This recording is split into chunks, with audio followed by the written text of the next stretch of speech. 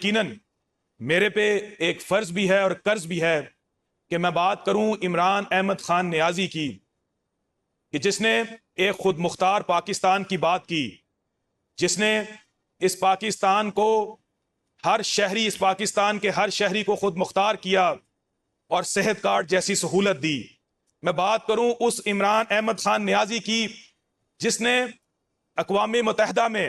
جو آج مسلمانوں کو سب سے بڑا چیلنج ہے اسلاموفوبیا کا،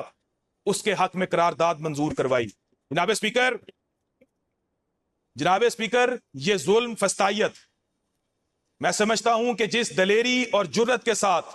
عمران خان اس ظلم اور فسطائیت کا مقابلہ کر رہا ہے، یہ قابل دید ہے، یہ قابل ستائش ہے، اور ہمیں اس بات کا ادراک کرنا پڑے گا کہ کیا ہم اس پاکستان سے مخلص ہیں، کہ کیا ہم اس پاکستان کی غریب کی آواز بننا چاہتے ہیں۔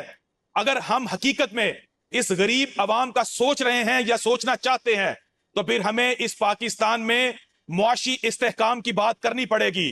اور اس پاکستان میں معاشی استحکام تب تک نہیں آ سکتا جب تک اس ملک میں سیاسی استحکام نہیں آئے گا۔ اور یہ بات روز روشن کی طرح عیاں ہے کہ اس ملک میں سیاسی استحکام عمران احمد خان نیازی کے بغیر ممکن نہیں ہے۔